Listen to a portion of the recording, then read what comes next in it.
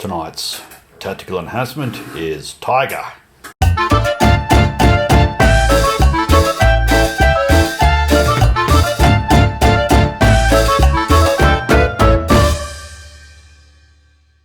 Tonight we're playing Team Yankee.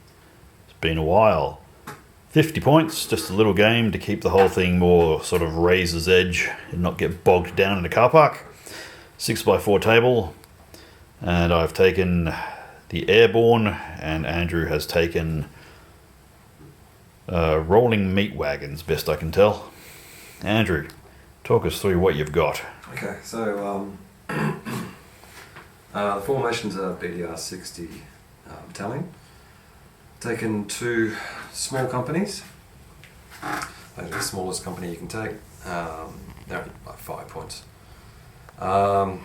Very poor quality troops with the worst transport you can get. There's the battalion commander there.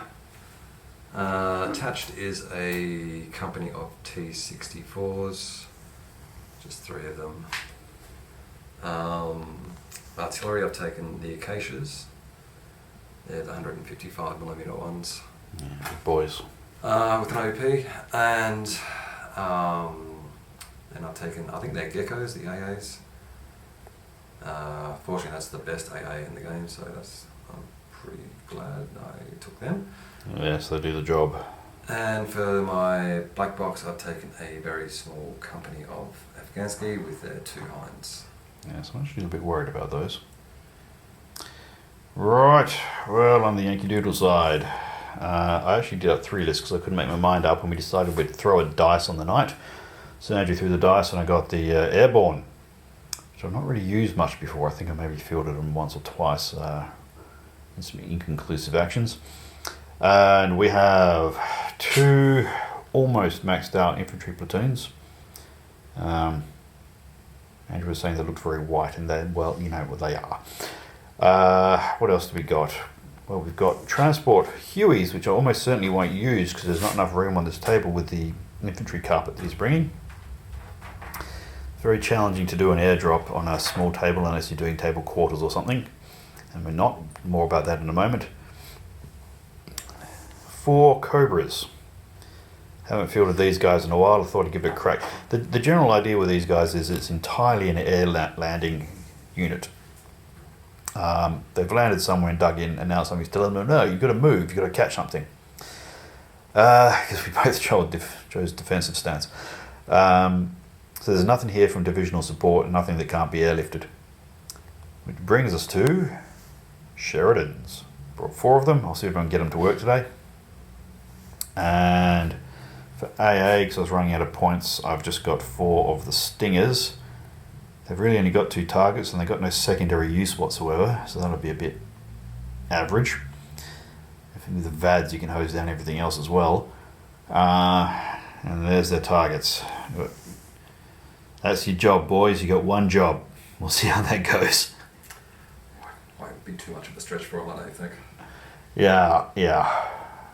Well, we both chose defensive battle on the stance because I don't think either of us have a huge amount of confidence in our armies.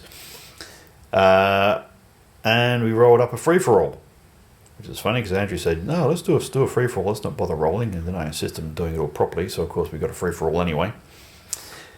And Andrew's put an objective all the way in the back line here. I wonder if he's going to try and drop some choppers on it. I'm not saying one way or the other. He's got a very funny look in his face.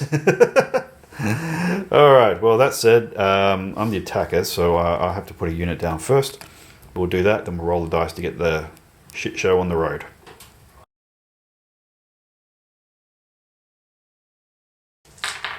Okie dokie, we have completed deployment. Here's how it broke down. I have Sheridans in the woods. Nearby this conspicuously rear deployed objective marker. Infantry in the buildings, this is as fast forward as they could get. AA spaced out behind to cover both objectives, as you might. More infantry over here in the woods. I've got a couple of things poking out the side ready to shoot at Well, I thought maybe his tanks would come rolling up here and I needed to get some range on them because I've got nothing else that can hit tanks over here. And as for Andrew's mob, he's got a platoon of the mech infantry over there. Platoon of that, is that Afghanistan in the buildings? Afghanistan in the buildings there. I would assume getting ready to do a push. Other infantry over there. And you see I've got an objective there, and the other one's over there being babysat by a bunch of infantry. And the AA is conveniently parked over here in this corner. We'll see how that goes, which is probably because he's planning to put his tanks there. And we were joking about the fact that I've got tanks that have massively powerful main guns that will actually blast right through these guys, but have front armor of 4, and he's got a 22 gun. Yeah, have to roll a few D20s to stop that one, I think. Yeah, so we're getting a bit funny with the various rats and stats. And off table, we've got our choppers, because with this sort of thing, you can't have any strike aircraft on the table on turn 1. That includes our choppers, we think. Actually, strike aircraft is probably airplanes, but we'll keep our choppers off table anyway, just because that might be the rule. Probably bothers me more than it bothers Andrew, but what the hell. And I'm not using my Hueys because there's really, as you can see, there's nowhere to land them. I mean, I could keep a platoon off in choppers just to surprise Andrew and have them drop in somewhere. But you could always just bum rush the first turn at full pelt with these wheeled vehicles and then be very close to my lines before I put my choppers in, which would be a bit of a problem. Yeah, I was looking at that road. Well, yeah, there was that time where you went diagonal from one end of the table to the other end of the table and totally bushwhacked my lone platoon of infantry down there. That was a rude surprise. I won't let it happen again. Anyway, so that's basically it for deployment. And I have to say, I have no idea how I'm going to push an assault against this crap without artillery in support. Because normally I always take at least one platoon of artillery, but I didn't bring any because there are no airdropped artillery options for the Airborne. And I didn't want to bring divisional support. And I told myself, look, the Cobras, they have one shot of artillery. That's artillery. That'll do something. Yeah, if you played the game before, you know that's bullshit. But anyway. Right, on that note, we'll roll a dice, see who gets turn 1. Grab a dice, sir. 2, and he got a 1. I got a 1. Lovely. Alright, well, we'll check in at the end of Yankee Doodle turn 1.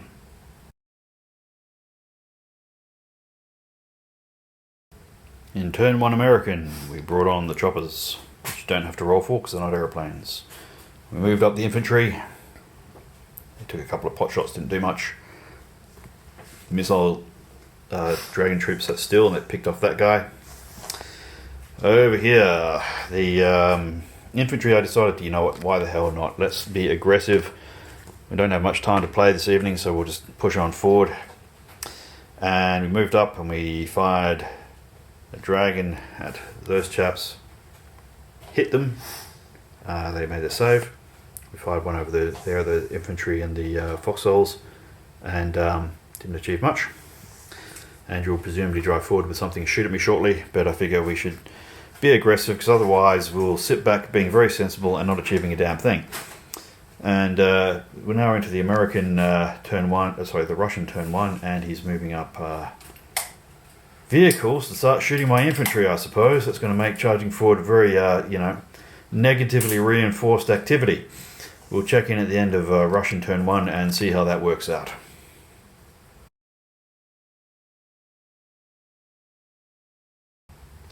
End of Ruski turn 1, and they're doing alright. Well, sort of. They brought these guys up to shoot at the slot. Didn't do anything. Advanced these infantry up here. Didn't do a lot, except that missile team there and that missile team there. Between them picked off one of my Cobras, and then the AA picked off a Cobra. Now collectively between all those shots they probably should have killed one chopper statistically, but they wasted 2, and that puts me in a bit of a pickle. I'm not quite sure what to do with them. And his infantry have moved up to the edge of those woods there, presumably thinking about when to do a push, because that could go very well or very badly. And he dropped some artillery over here, killed a couple of stands. And that unit is pinned. But the bottom line is, my Cobras are now on a suicide mission. I can either get them out of there to preserve the points, or I can try and do something decisive before they fucking die. Yeah, their life is not looking very good right now. Because next turn, those missile teams will be able to shoot at them again. And if I don't kill the AA, they'll shoot at them again. And between the two of them, they'll probably pick off at least one chopper at a time. So I can either have a go at the tanks and try and thin out the tanks' ranks.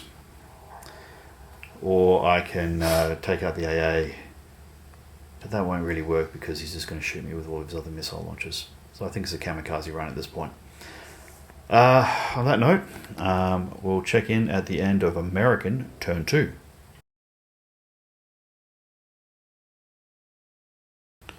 End of American Turn 2, and it's been a bit of swings and roundabouts.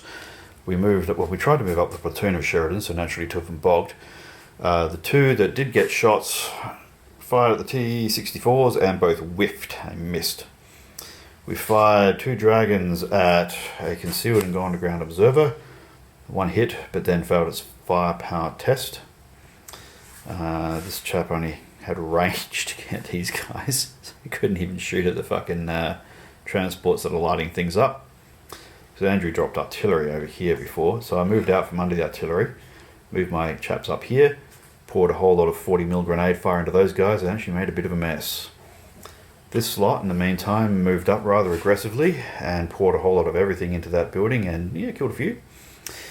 And we fired this Dragon team at these guys, and I think all we're really doing is giving them a target at this point in time. We didn't do a damn thing. The sad news, which is rather expected, was that the 2 remaining Cobras fired, so Andrew naturally hit with 3 out of 6 shots, needing 6s to hit. And picked off one of them. And the survivor did actually hit a T-64, but failed to kill it. So, a good third of my points are doing fuck all in this game, except being target practice for Andrew. But on the plus side, that Afghanistan platoon there is almost entirely obliterated. Kill one more stand in their testing, so they're not going to be pushing an assault. And now it's over to Ruski's turn 2.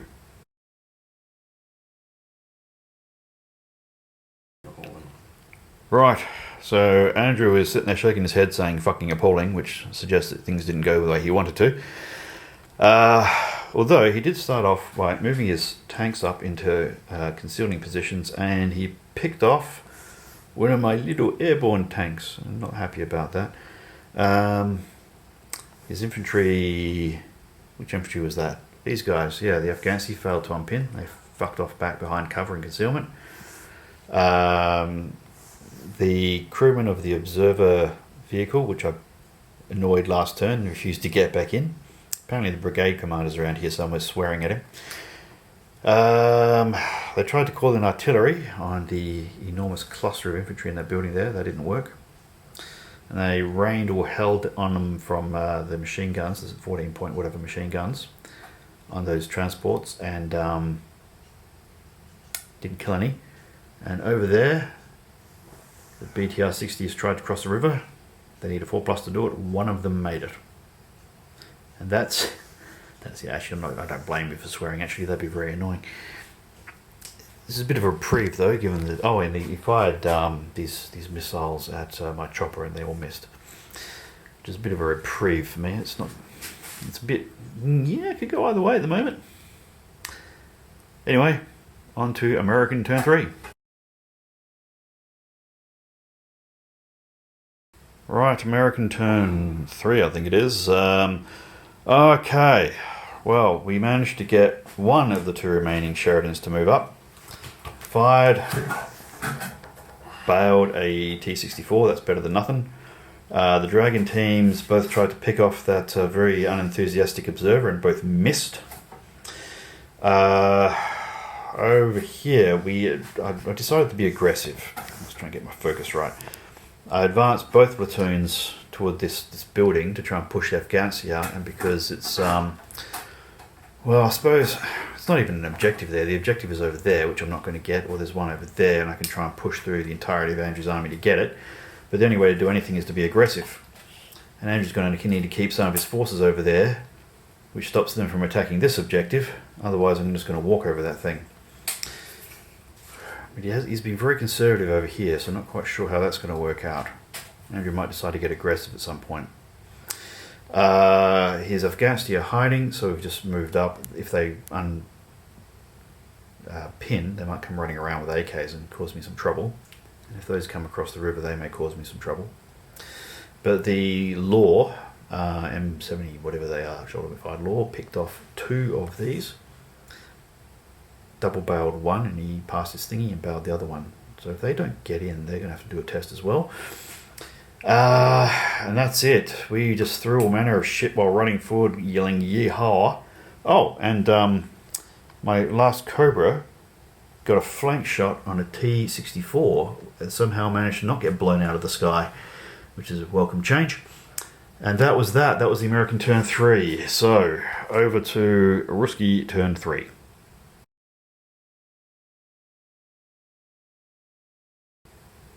And Russian turn 3, and Andrew's dice are going to be executed by the Kremlin. Let's see what happened. Well, he did rally the Afghans. That was something. They moved up. Took some shots, didn't kill anything. These infantry over here are moving at a cross-country dash, making a run for this objective. Now, Andrew decided to fire with all that lot, some of them at long range at these guys. Hit a bunch of them, but I made a fuck ton of saves. He got back into his vehicles over here, including the T-70, T-64. So he's doing great on the morale tests, and hosed these infantry, hit a few. Apparently whatever body armor we're giving them is working. I fired a T-64 at a Sheridan, missed. The Observer got back in, actually ranged in, which wasn't a bad effort. Hit a bunch of guys in this building, but we passed all of our saves except for one, and then you rolled a 1 for firepower. Fired a bunch of missiles at this chopper, they all missed. He did bring in those helicopters there and deployed them in some concealment, so they're forced to hit instead of 3s.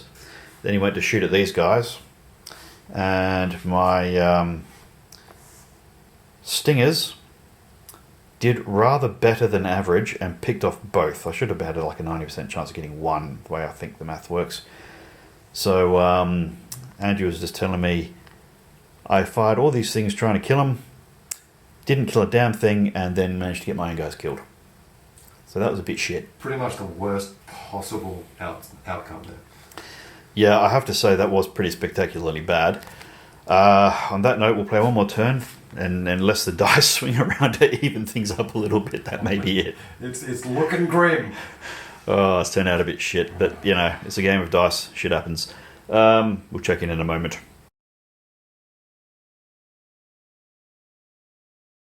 Alright, American turn 4.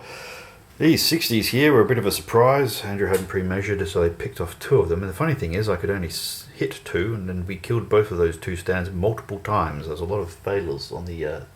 failed every single one. I did not pass a single phase. So it's probably just as well I could only hit 2 of those fucking stands. Oh, yeah, otherwise the whole company would be gone, yeah.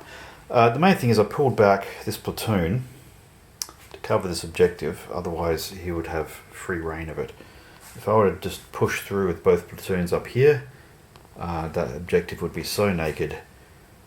Even if I pulled these Sheridans back and somehow didn't bog every second fucking move through the trees, I still wouldn't be able to protect that objective adequately. Well, I suppose I could feed, you know, the occasional unit in there to be ablative, but that's stupid. These guys moved up, killed the last couple of Afghans. One was shot in the open, the other one was... I had 3 teams attack and they all killed it. That was mean. Well, you did hit them twice with the machine gun fire, but naturally, of course, you passed your saves. Oh yeah, that's right. Yeah, I didn't pin him, so he fired at me. You've passed every single infantry save for like 3 turns now. Yeah, I think you took out 2 in the opening stages of the game. In the first turn, yeah. Yeah. And I haven't killed one in 3 turns. Well, what did you kill those guys with?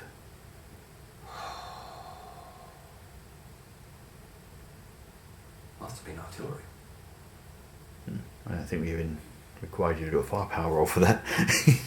Yeah, I literally haven't killed anything in 3 turns, despite pouring Oh, dozens of dice into. massive amount. The statistical improbability of my infantry today is really something to behold.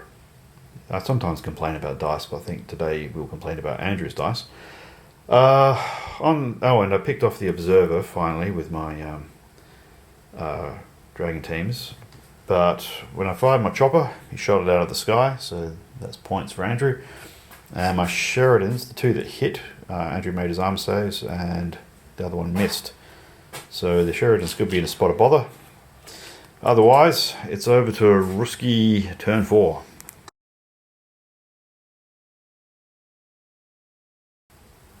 And of Russian turn 4, let's see what happened. Moved up some BTRs and hosed at the infantry here and got a couple. I've killed 2 stands. Yep, ranged in some artillery, belted these guys and got a stand.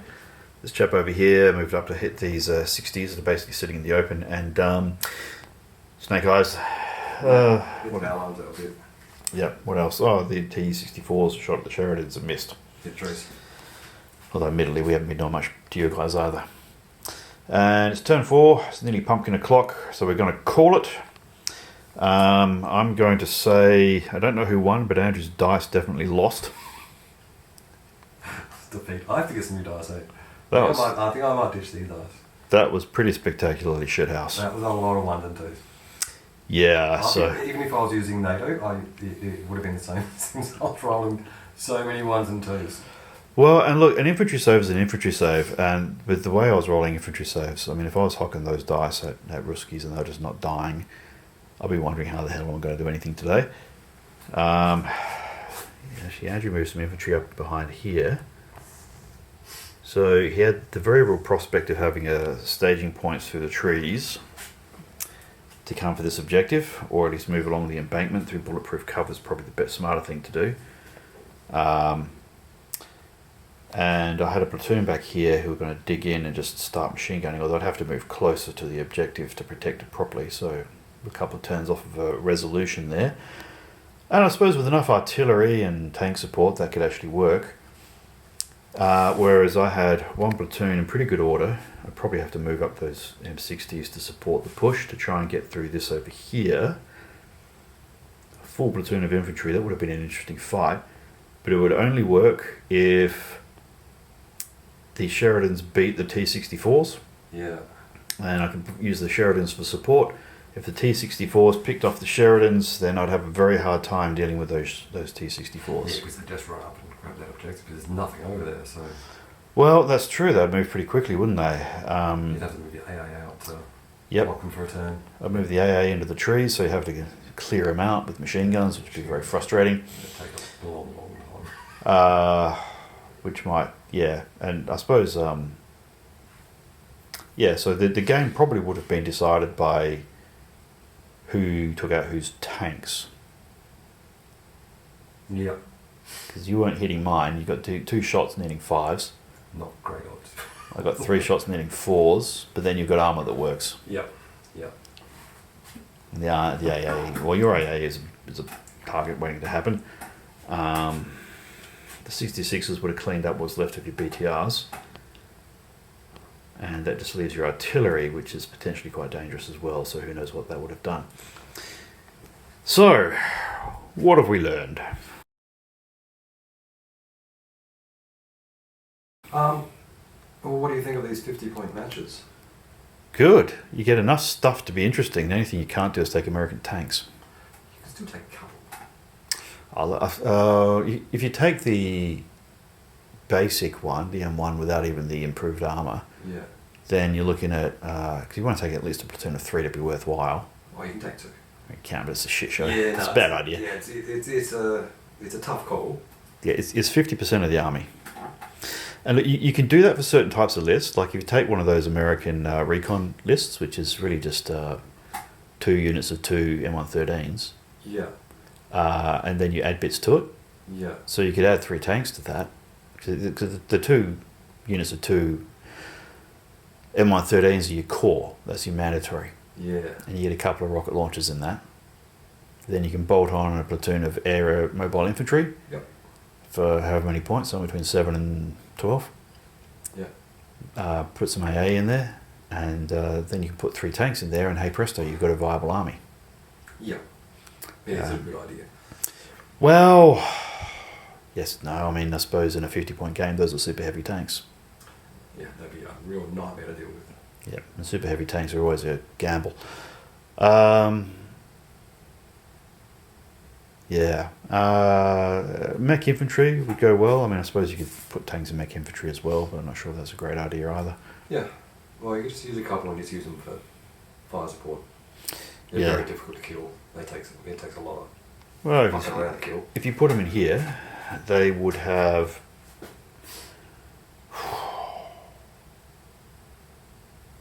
2 shots each instead of 1. Yeah. That would certainly hit your tank, your T-64s a lot more, slightly less AP. Big armor, so if you did hit them, they'd be surviving more. But Well, it's the fact that they're there. and in fact, there's only 2 of them instead of 4, so there's an issue. Yeah, but they're still there. It's still a problem to deal with, you know. Mm. Like, I'd have to devote a lot of resources to try and get rid of them. True.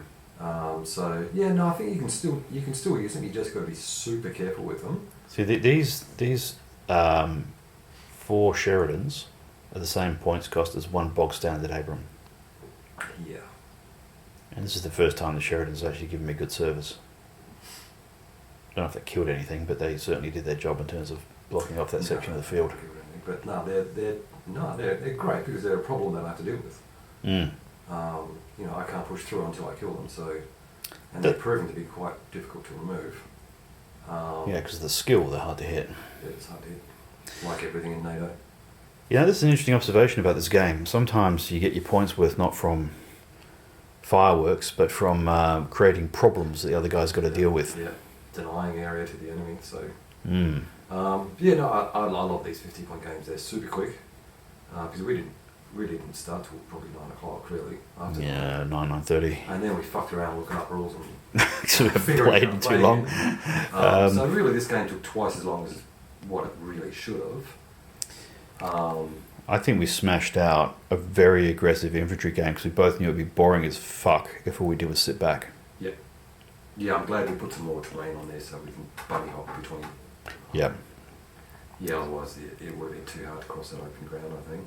Yeah, and there was a mix of, like the train's not too close, so you do have to expose your troops and risk being in the open in order to get anything done. Yeah, so that set up all sorts of crossfires and all that sort of stuff. So I think, no, I love these 50-point games. They're super quick and It doesn't congest the table. it looks great, doesn't it? Yeah, even with a cheap ass bunch of fucking TR-60. Yeah, I've got 10 infantry. of them on the table and it's still not bumper to bumper. Right, I'm not sure where we're up to before the data card filled up, but we're back. And at this juncture, I think we're just going to maybe do some more 50-point games because they're exciting. You don't get everything you want and everything you need. 60 points even would make it a much more rounded army because you can pack some more shit in it you need to cover your bases. Yeah. But I probably wouldn't go too much more than that, simply because it might start to turn into a car park for the Russians. Well, and you know what?